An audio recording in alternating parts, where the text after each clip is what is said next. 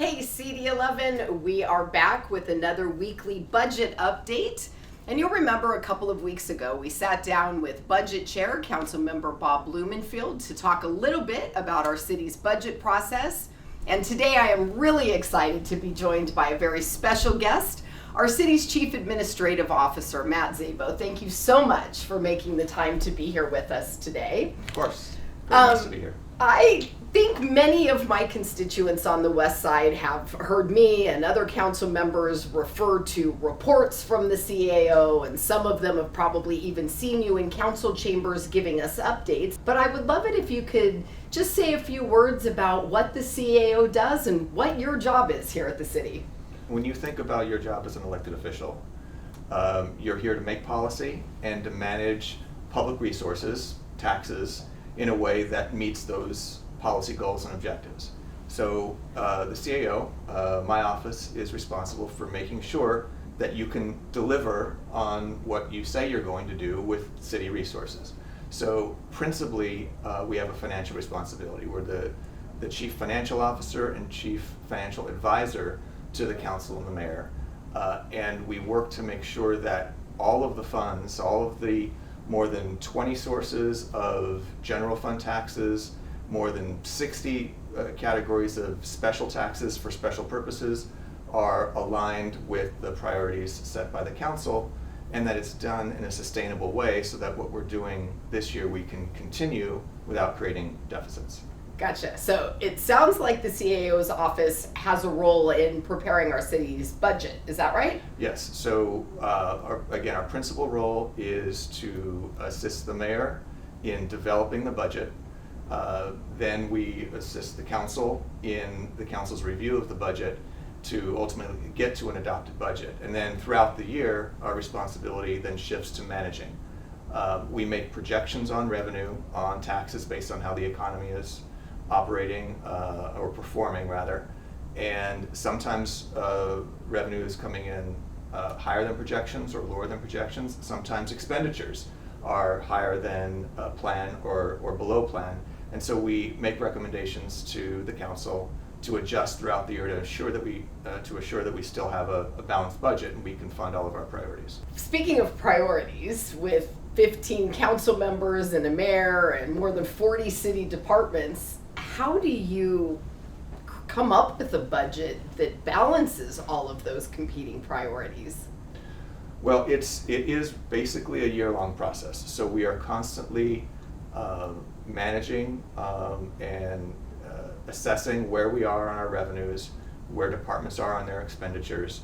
The budget, if you think about a budget, it isn't just numbers. It's really the most comprehensive public policy document that the city puts out.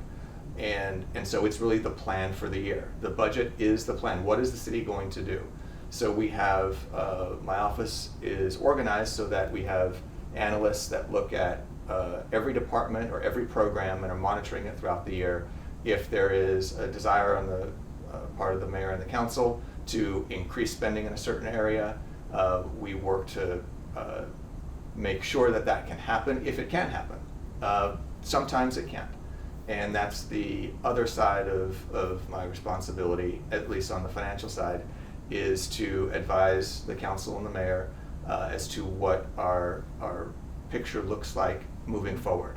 And sometimes that means bad news. Sometimes that means that things that people would like to do, we have to report that the cost would be more than the city can bear. Mm-hmm. And in some cases that means recommending cuts if we're in a period of a recession or loss of revenue. Mm-hmm. And so it requires us to consistently manage, consistently monitor, and then working with the mayor and the council, assess how their priorities can fit within our capacity to deliver. Right. Well, I have been noticing some economic red flags that trouble me generally. High inflation, high cost of living, stagnant wages, the end of COVID era funding, business reductions, slowing of the real estate market, things like that. I also read every page of your financial status reports that you provide to us, and I'm seeing a lot there that causes me some concern about our next budget and next fiscal year. And I was wondering if you maybe could share with us some of the challenges you think we might run into in this budget cycle. We are in a period of, I will call it uncertainty. We certainly have recovered from the COVID downturn. That recovery, well, I'll just start with COVID. COVID and the COVID shutdown built up a lot of demand. That demand was released when we recovered and opened up the economy, and that in part, as well as other policies, led to the inflation that we all have experienced, because there was pent-up demand that the folks were spending money very quickly, and that caused, and there was a scarcity of resources, and that caused the inflation.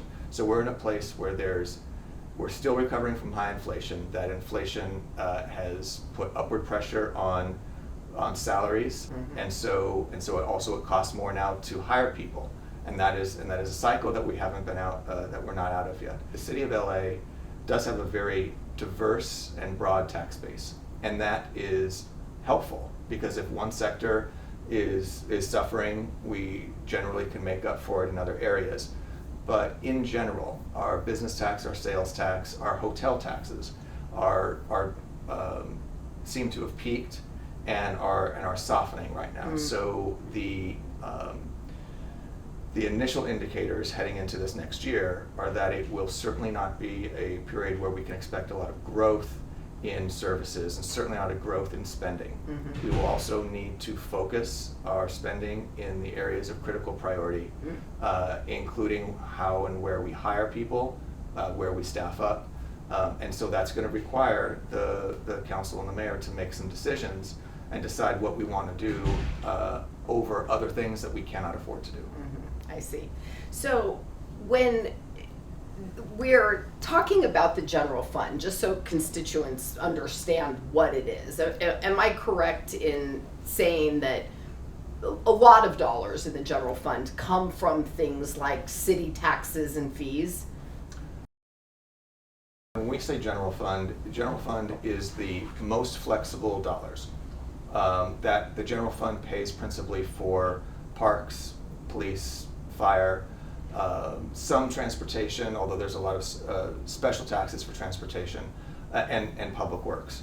The main sources of revenue that we have, certainly property tax. We get a lot of revenue through business tax. We get a lot of revenue through sales tax. We get a lot of revenue through hotel taxes. So those are very sensitive to the economy. Mm-hmm. And when the economy is good, those tend to rise and allow us to spend more, allow us to increase our services. Mm-hmm. But when the economy is softening, that really can affect what we can spend on our core services. I see. We have a lot of other special taxes. Voters may remember Measure M that pays for transportation and for street reconstruction, repair. So we also need to manage appropriately our special taxes and match that up with our general taxes to make sure that everything that the elected leaders want to achieve can be achieved within the $13 billion that we spend every year. So as we head into our next budget season, it sounds like we may have some constraints on city services and hiring. Will there be impacts that constituents around the city may feel if we are in a constrained budget year? The most immediate and expected impact would be this year, and next year would not be the year to expect a lot of service increases. We're going to need to manage carefully just to be able to afford the services that we are currently delivering, given where we are with our expenditures and our revenue coming in less than projection. We're going to continue to monitor revenue. We'll continue to work with the mayor in developing the budget, which is due on April 20th.